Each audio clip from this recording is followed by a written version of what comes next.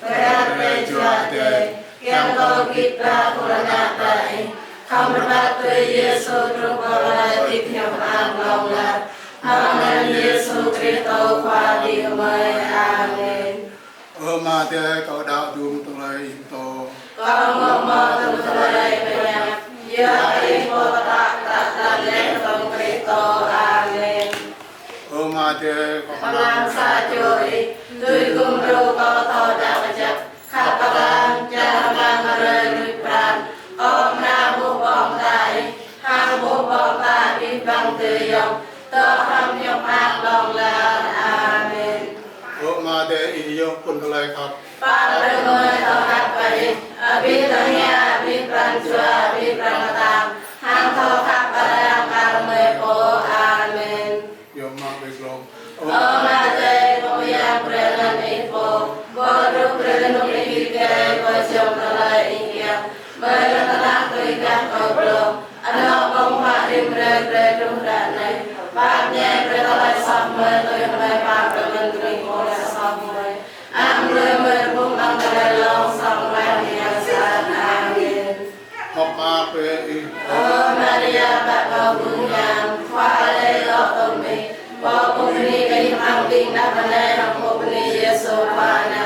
ni Maria biang di pade yolet bermedang di sosat Tota dan yang lemung siwakan amin Angkoma na hingga de Kalung belum aduh rale berlukur malaular amin Ya tole Daud Daud kau payah de Kau nganya pikaduk Rawaji langit lem Kau Daud kau Yesus Kristo Anak-anak kenong sajo pokwa bingka Keng memaduk cuate Keng mong Maria traci jajajong Tau aing kelanak Lemenuk pansi o bilako Arang pengnyu bagayo barang Lede rang ternyu Nyurun no teryo Relang kau nyutu bilai mong bingge Nyudi pote tokan mamanya bingkuduk Kada keterunut nyomra letem Kadi tinggal jangan bingge Kau Daud kau poswate Kau tuh kusmuliang kau takkan lelah Bimbo Daud mutsa jua kemasa perang Kau tuh berapa telah sosat Kau tuh terjang lelup nanti plek Kau tuh telah diblonglar amin Waktu dak rakyat itu kita pendidikan Takkan bet apa ni suatu jangan ada sok kita sok kita. Kau Bade Kau keturunan kita mati yang Kau malu telah sok Amang telah pemin Amang telah penyap Amang berangnya Hang lu berak kau bunga Sok kau po kiamat Ya nun kau mung Maria traci jajado Biyang bing pumiyang Hampir temai deyong Yolet berkoda Belang bede kota Tamang rak tapang rak Matthew jalan lupa Tapang mak menggelong sa Kerupa Lompan Telai mak lak Memek beretui ay Matthew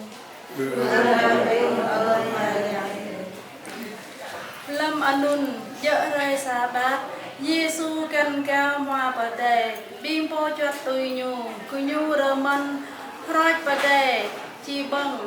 Bim po cho lắc bú anun Giêsu lại cơ nhu Ít bú dơ bim po cho tùy ít Cứ nhu ngạ tuôn ta lại Bú phiên ngạ ô rơi sa bát Sa mọ Giêsu lại cơ nhu Bim ký bú bà đọc ô hạ Hagat David ngạ lê cơ nhu rơ mân Tôm bim po tùy nhu Nhưng như một lễ mang sang khoai yang ade hang nyu bong lễ bên tập trung bây giờ bên anun nyu tôm po tùy nyu bu phiên bong ô piak cơ ha sa phul po cho đôi bố ta ki bu po đọc ô ha amang talai phiên sa rơi sa bát bing po hơ amang sang hơ keo cơ rơi cầm so sát bu màu ô Kau lek ke bingki Bởi anh ấy mau bộ Prong loh ke sang hờ tuah từng Hang tơ ta Ki tui lúc hờ gất chi lại anh ấy Kau kiang ke pran khắp bát Bụ dỡ ke năm hờ tuah ô Sip ki bu kol ke đi ke bing po Bu mau talai soh ô Ke yua ta po anak menui ching khoa ke rai sabat dỡ Anun hiệp hoa yang ade bia Kali o Kristo hoa Kita jamung oleh presana tuala sana tuala oleh ini sana karo oleh hari ini Jumat makrom yang ada welang dua yang tuala sana Jumat hari ini mai tenet sakit Chính ác không do thì mai trong phải có ác không tại do lại được do lại cáiตัวvật sau đó có vật cái do nhau mình tại do lại mà để chúng ta này cái việc của chúng lập mai ác không do đấy một sama nó không mất phải bên này đến này chỉ nghiệp phúc để tua phúc vì ra nhiều chỉ áp không vật thể dòng tua lạc thể dòng nông chắc không mua chùa để về làm rồi cái ai giúp chi mà không có mà để khả năng cái chùa bây giờ để tung để vào cái này chẳng ham mua chẳng ham rơi giờ để rơi này chi mà như phải có này không rơi bây giờ sao để chị rơi với người đúng mà sao nó ô chùa để rơi về làm rơi sao nó sang chùa bọc sao nó này sang cái nhiều mà vật không tươi nhung vật không nông người nhung chẳng là ông vật thằng riêng mai chỉ mà cũng để cái nhiều vừa thì mà mong tươi nhung nhiều ngọ rồi một năm mang riêng này ôi Giêsu qua chẳng ít đó ông cô rồi thuần cô rồi mà ông ta cái mong anh này Giêsu Kitô qua mình cứ ăn có mà anh em xưa để Kamu proma prokane tunu proma launa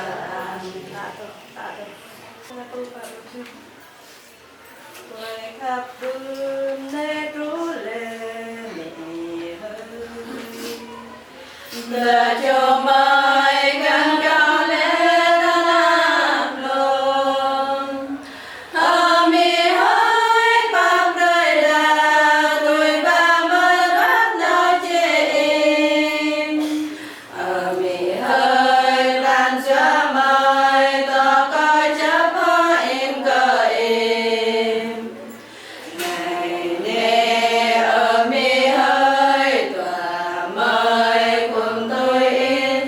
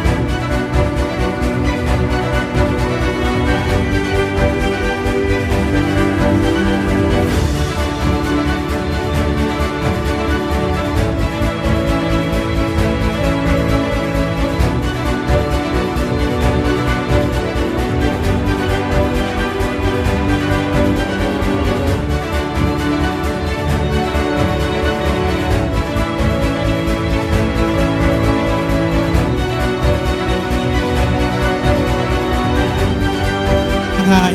thì đàn gái có kém gì đâu. Trăm năm tròn lấy một ngày cho lấy một giờ, và giữ để chờ hôm nay là đây. Ngay bây giờ chúng ta đến chương trình buổi lễ thành hôn cho y báo và Hơ Sinh. Xin được phép thay mặt cho nhà hàng thú lưu động của Hồng Anh xin đơn vị một lời chúc sức khỏe và một lời chào trân trọng nhất. Với và bây giờ chúng ta sẽ hướng mắt về sân khấu tình yêu để cùng chiêm ngưỡng về đẹp cô dâu và chú rể. Và ngay bây giờ bàn tổ chức không định vị phải chờ lâu. Xin chỉ đón mời cô dâu và chú rể tiến về sân khấu long trọng nhất trong buổi trưa hôm nay để cùng mắt quý quan viên hai họ nam thanh nữ tú bạn bè gần xa đã có mặt đủ để cùng chúc mừng. Một lần nữa xin chỉ đón mời và kính mời. Hỡi anh yêu, em cũng muốn nói một lời mình cưới nhà anh, bởi em chỉ cần anh thôi. Yêu anh mất rồi, chưa bao giờ nguôi, mình sinh ra để thành đôi. Đừng ngại ngần gọi tên em đi, đừng ngại ngần gọi tên anh đi, đừng ngại ngần gọi tên nhau đi, mình cưới nhau đi.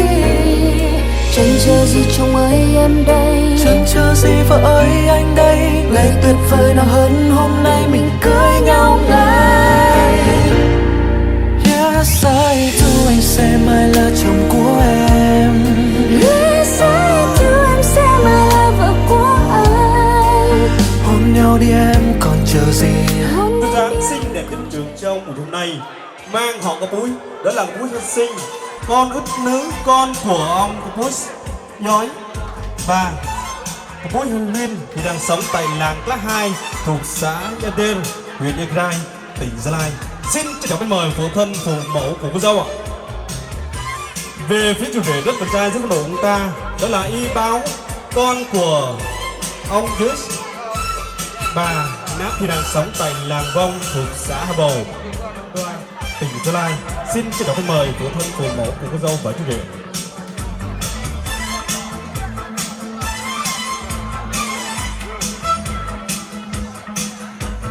Và ngay bây giờ xin tuyên bố buổi lễ thành hôn cho Y Báo và Hơ Sinh xin mang phép được bắt đầu. Và xin cho một tràng tay thật lớn nào. Xin cho mọi người cúi đầu chào.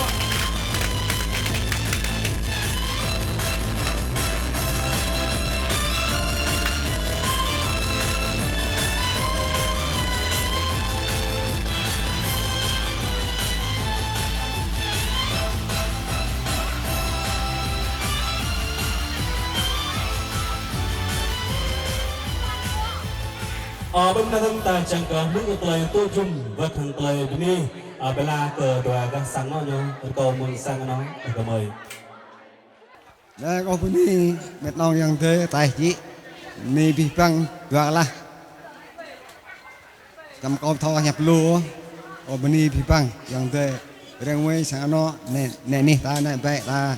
nè cho ta đang thò răn ở đây bị uống ngó cảm ơn có nhập có bên đi bị băng. Hôm nay là cờ đua các sang nó nhung hồ đã bắt đầu cờ với bằng ta bóp lại hàng tơi hiệp ăn tơi yun tum với bằng bom ta tiếng ta mổ tự bữa nhẹ rồi tôi mong rồi cờ đua là sang nó nhung một riêng cờ na bá như riêng sang nó có hôm này tôi cái mừng ta tôi làm anh năm nay hàng tơi lúc qua hàng tơi yun tôi về tơi yun cờ đua chơi tâm tra này sau đó tôi mình lúc qua về rong là rai ắt thầu loại vũ cờ mi mà và đặt tơi khắp nên rồi với bằng bình ta bắt ngang rong rồi bên nơi cờ với bằng với quý vị sự chia sẻ từ hai phía đã tôi rằng xin chân thành quý vị rất là nhiều và bỏ thời gian và ngọc của mình cùng chúng tôi trong buổi hôm nay cuối cùng nó hơn ngoài sự kính chúc tất cả chúng ta dùng một tiếng thống ngon miệng và tràn ngập niềm vui xin chân thành rất nhiều. Quý vị tiến về nghi thức trong buổi hôm nay ban tổ chức xin chỉ đón mời cô dâu và chú rể để tỏ lòng hiếu thảo và bậc sinh thành. Ban tổ chức xin chỉ đón mời cô dâu và chú rể dâng ly rượu hiếu rượu tình trong buổi hôm nay. Chinh nợ mô mì ma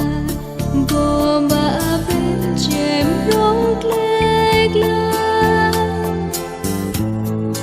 tơ cô rong tơ bro tơ tâm tơ bầm tơ sâu mô thấy bờ bị bố ba mà bố mong ấy giá bố bờ chìm ở má đây bập rơi vương nhà cũng mị mai nhằm trời nhằm trời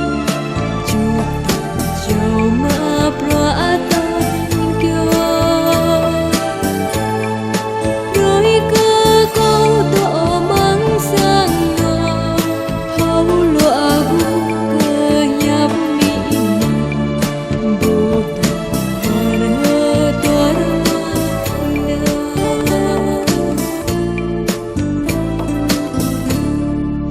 mềm cơ nà hăng ya từ sâu hăng bờ to giang khắp bi ba câu tụa mây mu thấu về phò gà nồng Hòn câu cờ của Lakshmana đưa ra tôi các bạn ngang thời tuần lại đời lập lập bạn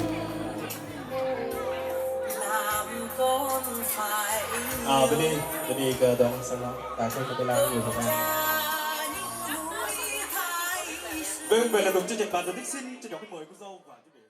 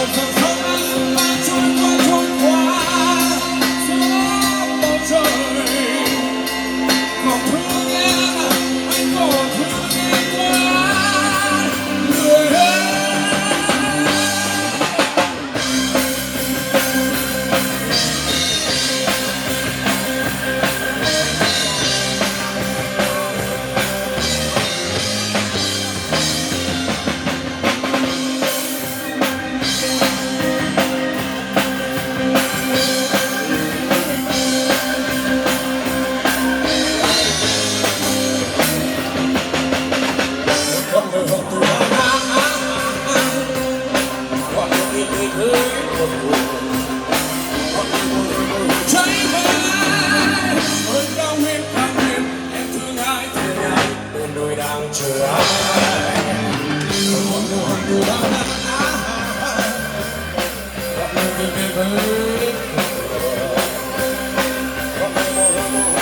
bay ôi cao nguyên những chiến sĩ cao nguyên ngày nay lửa